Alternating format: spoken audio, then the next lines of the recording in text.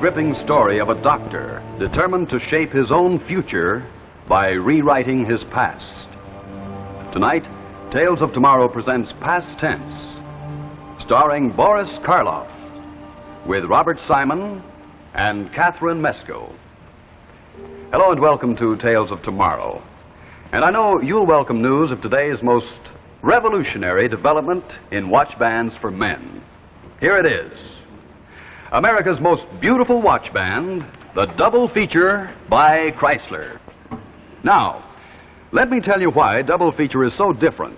For the first time in any watch band, anywhere, Chrysler has combined the magnificent looks of a solid gold bracelet with the solid comfort and convenience of an expansion watch band. And that's why it's called the double feature. The solid bracelet top of the model you see here has genuine leather inlays, and as you can see, the back has the famous Chrysler expansion links. Speaking of the expansion links, notice they're placed only where they can't pinch skin or catch hairs. Now, just look at this model of Chrysler's double feature watch band. The gleaming faceted top looks like solid gold. It's truly beautiful, and it's superbly styled to flatter square case watches. Or if you wear a round watch, then this double feature band with curved ends is specially designed to fit that round watch. Blends perfectly, no unsightly gaps. Whichever double feature you choose, the price is only $12.50, including the federal tax. The Chrysler double feature is the best looking watch band a man can wear. Double feature will transform even an ordinary watch into a timepiece of distinctive beauty. Make your watch look twice as expensive, twice as smart. So, for the only watch band in the world that combines the beauty of a solid gold bracelet with the solid comfort of a stretch band, buy yourself the dramatic new 2-in-1 watch band, the modern double feature by Chrysler. And now to our story. Past Tense, starring Boris Karloff with Robert Simon and Catherine Mesco.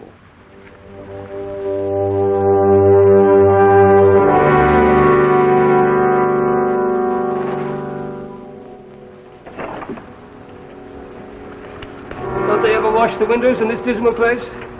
Are you kidding, Doctor? Whoever washes windows in a place like this? It might let the sunlight in. Yes, I know what you mean. How is he? Not too good. Not at all good. I hope this hypo will quiet him. It looks pretty bad to me. It's pneumonia, isn't it? Yes. Complete consolidation of both lobes. Has he reached the crisis yet? This morning, temperature's been going up ever since. I'm afraid he hasn't a chance. Well, maybe he's better off. I wish we knew more about him. I've never come across a patient like this one. He's never had a visitor. No family, no relatives, not even a friend. Nobody seems to know where he came from. Yet he has a knowledge of medicine that sometimes makes me feel like a young intern. Let's see, it's 6 months since we sent him here, isn't it? Just about. And still has that same obsession? Hasn't varied a bit. Insists he's a man from the future. Penicillin. There he goes again. Same Penicillin. fixation about that drug. Yeah. Penicillin. Hasn't stopped talking about it since you brought him here. Isn't there anything at all we can do for him? Nothing at all. No, I'm afraid that December 3rd, 1910 will mark the end of Harry Marco and of his delusions about a miraculous cure-all. This wonder drug that he calls penicillin. In a minute, Jane. In a minute.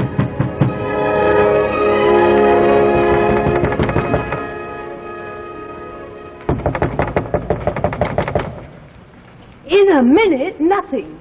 Open this door. Harry Marco, open this door immediately. Do you hear me? What are you doing down there? All right, I'm coming. Take it easy. Don't break the door down.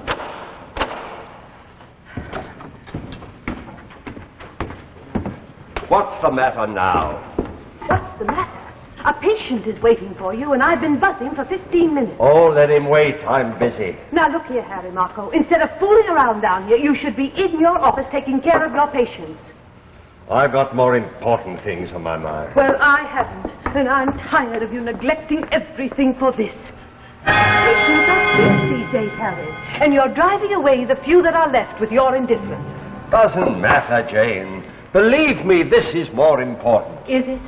Well, I'm tired of making excuses and hiding from bill collectors while you waste your time on this fantastic, stupid comic book idea of yours. A time machine. Comic book idea, eh? What would you say, Jane, if I told you that I'd finally solved the riddle of time? That with this machine I can go back in time, go back as far as I like, to any point in history. What would you say then? I'd say you're crazy. Well, we'll see if I'm crazy or not. I tell you, Jane, I'm tired of being poor. Tired of treating colds and bellyaches, turning out at all hours of the night whenever somebody's baby has the colic. What about the patient upstairs? He won't wait much longer. Let him go. I'm busy. Busy? What? What are you trying to do? I'm going to smash that machine, Harry. It's no good. I don't care a thing about the past. What's bothering me is the future, and it's time you earned a living. Stop it! Stop it, I said. Now get out of here. Get out! Don't you ever try to touch that machine again. Harry Marco, I'm going to smash that machine if it's the last thing I do.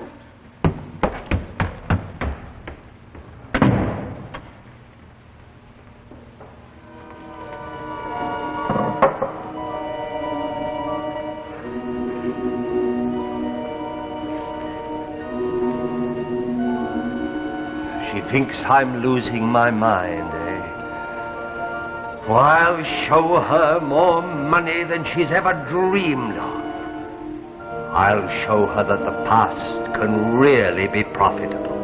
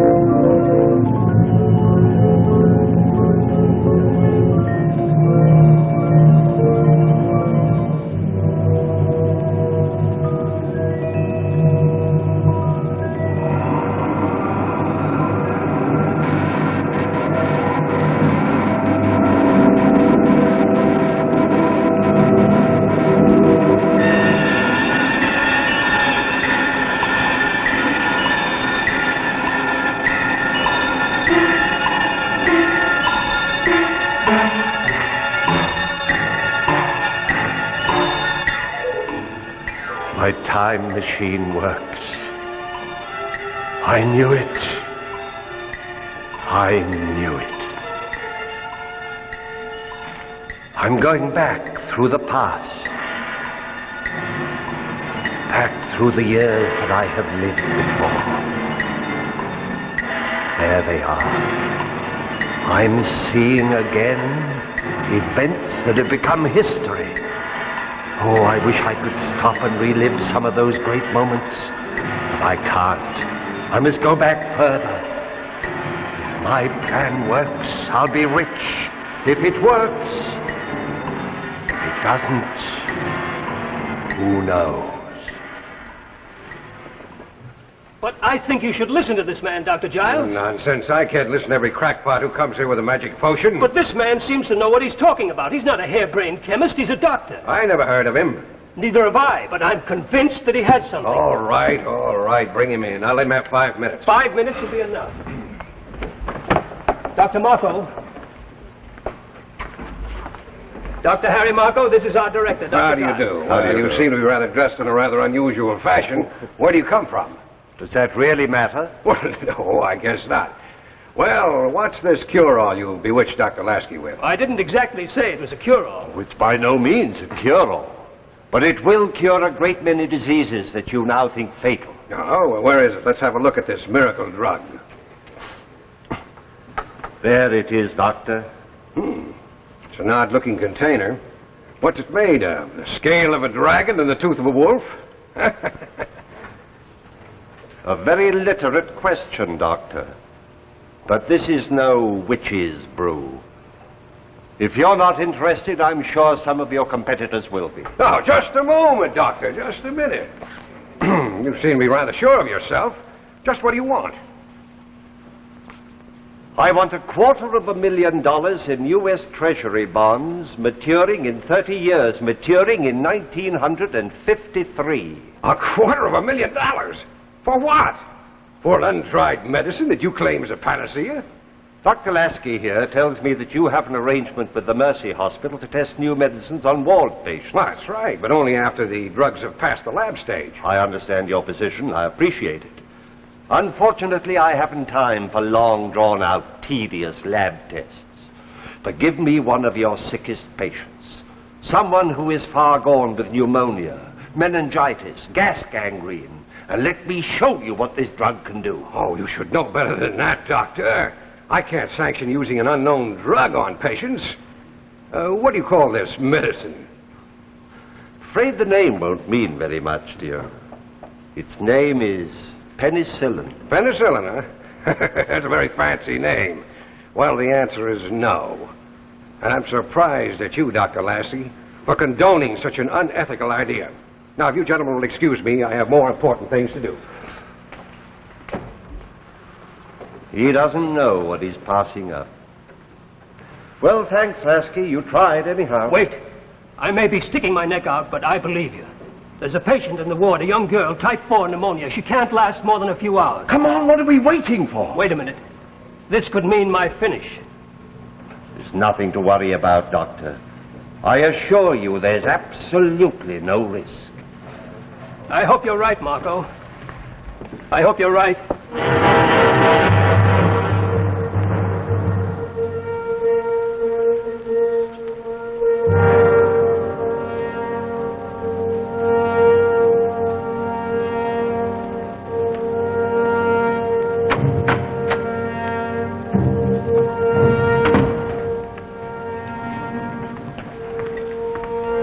Has there been any change? She's worse, Doctor. Do you want to listen to her chest? Yes.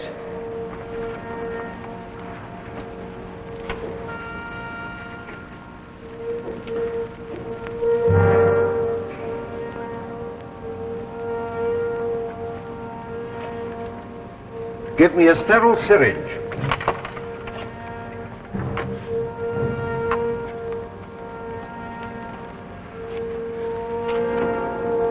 Going to give her 300,000 units. We'll repeat the dose in an hour. What are you giving her, Doctor? Oh, that doesn't matter, nurse. This is highly irregular, Doctor. It certainly is.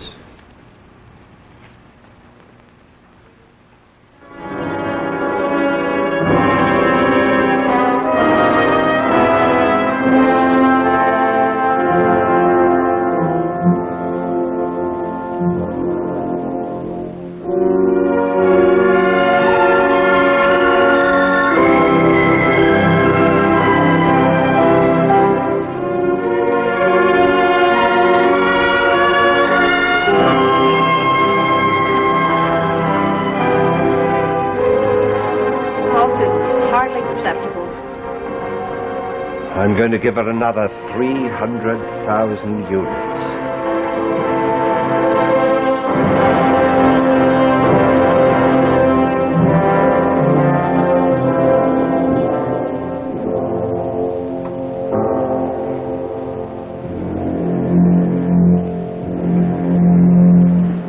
Marco, she's dead.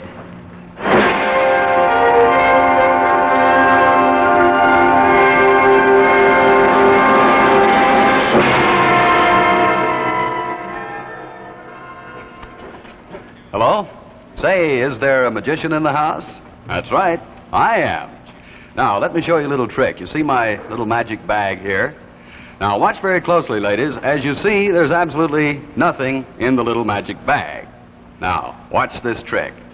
I'm going to take this very ordinary-looking watch, drop it into the little magic bag, and then, with the magic words presto, acapit, boo-boo, and what else, we're going to show you the trick. Now, let's take another look. I'm going to transform this very ordinary watch into an expensive-looking, costly timepiece. Let's take another look. How about that? The watch has been transformed into a sparkling, costly-looking bracelet watch. Of course, you know this is just a trick. The real magic is in this beautiful Golden Fantasy watch band by Chrysler. The Golden Fantasy can magically transform your watch into a high-fashion, expensive-looking bracelet watch, and it costs only $9.95. The new Golden Fantasy watch band is a fabulous piece of jewelry. It will fit even the smallest watch, transform it into a fashionable bracelet timepiece of thrilling new beauty. Ask for it by name. It's Golden Fantasy by Chrysler. Whether you like the classic tailored style or the one with sparkling jewels, there's a Golden Fantasy to please your taste. Whichever you choose, the sculptured beauty of Golden Fantasy will attract admiring glances. Make your watch noticeably new and smart-looking. So convenient, easy to put on, easy to slip up out of the way when you work around the house.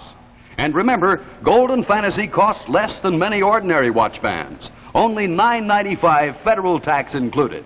So, to transform your watch into a fashionable bracelet watch or as a gift for a loved one, see your jeweler and ask for the fabulous Golden Fantasy by Chrysler. And now back to our story, Past Tense, starring Boris Karloff.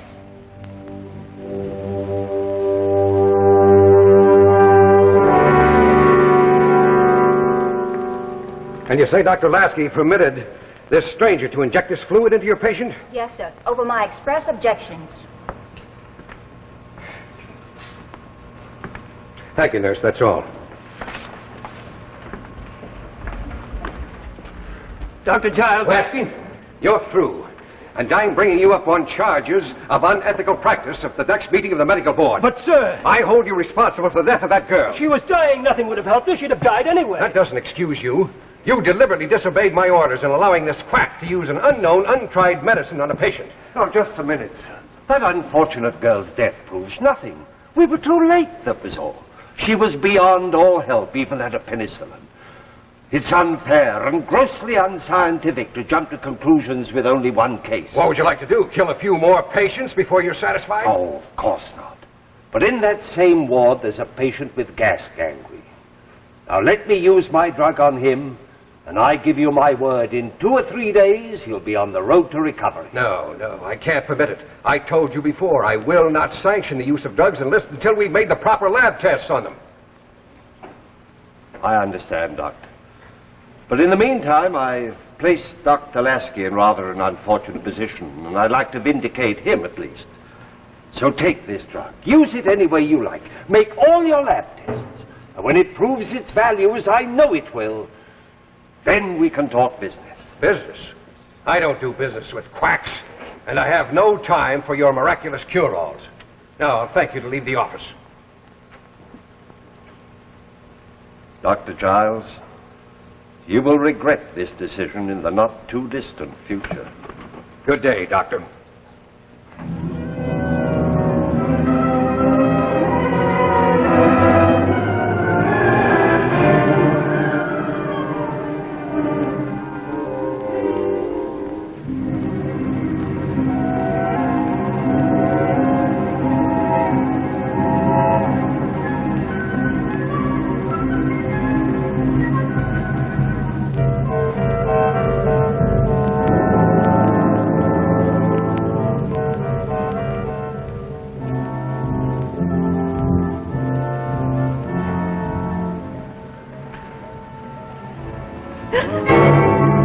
Not thinking of smashing the machine again, are you?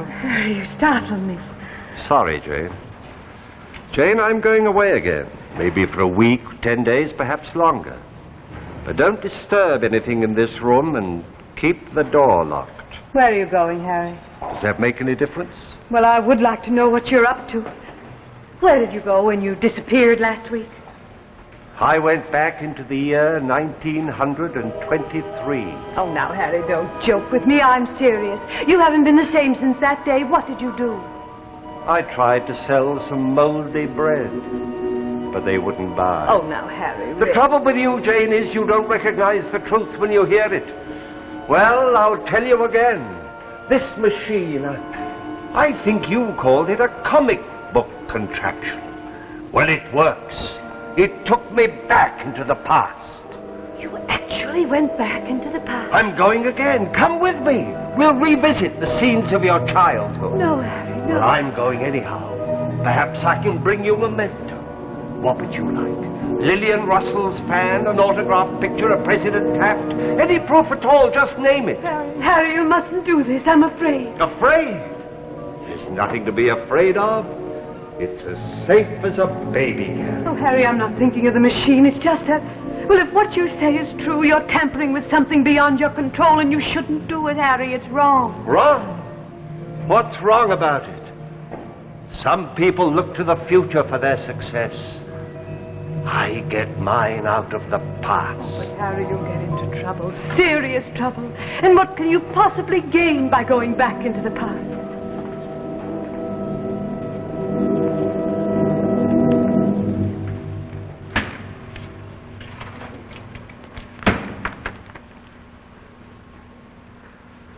I wanted to bring them the benefits of penicillin.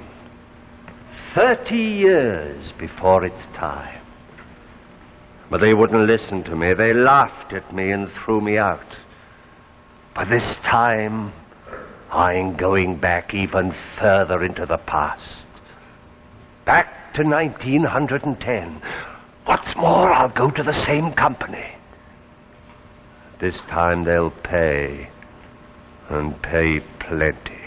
Harry Mocko, you're not going. Oh, I should have smashed this machine weeks ago. Harry, I beg you, destroy it. Promise me you won't go. I have a feeling that something terrible's going to happen. Maybe you're right, Jane, dear. But I must make just this one last journey, and I'll come back with more than enough to take care of us for the rest of our lives. Then I'll smash the machine. Harry, I give you my word. Now go.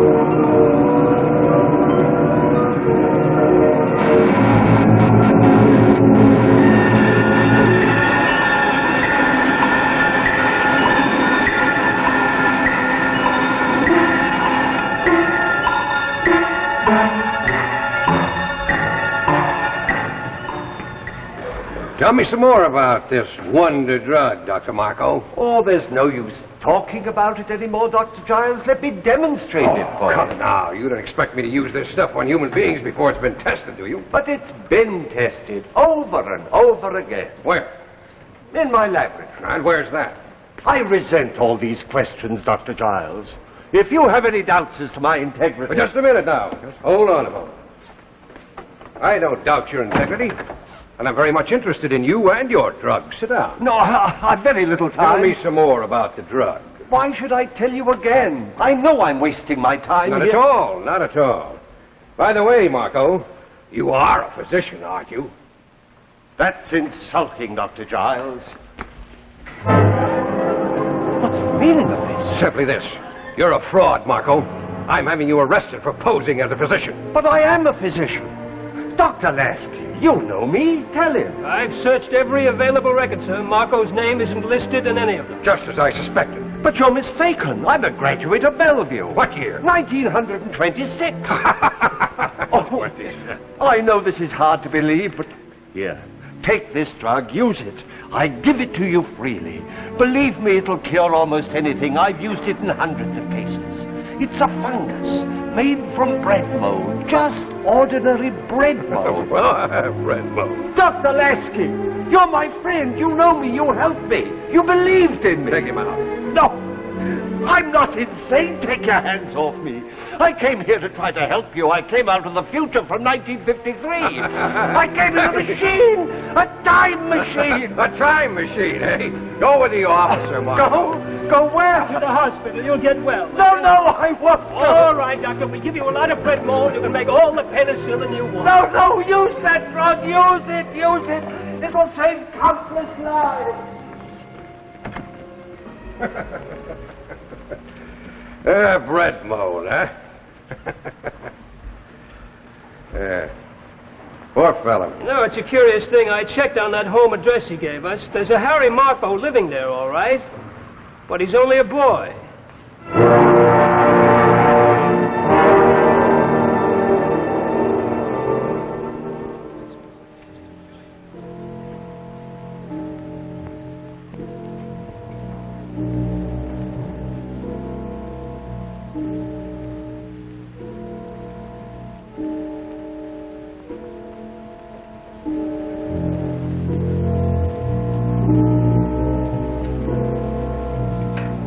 Well, that's the end of Harry Markle. Died December 3rd, 1910. Cause of death, acute lobar pneumonia. Well, here's his precious penicillin. Wouldn't it be wonderful if there really were such a drug?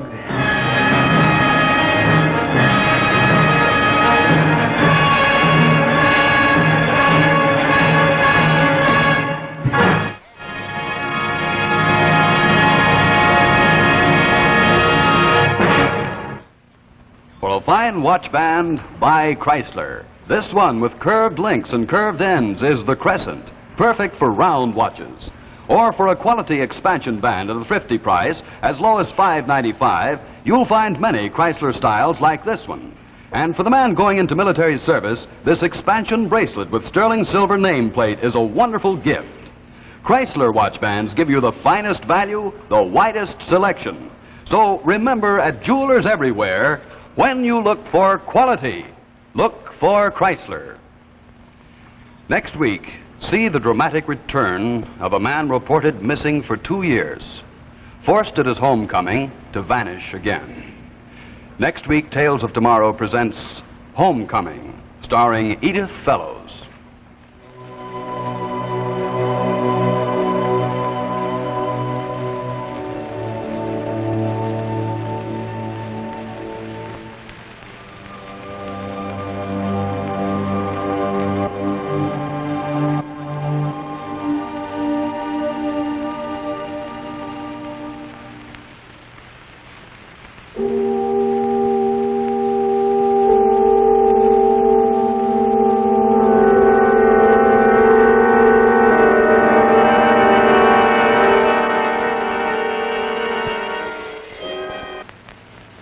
This is ABC Television Network.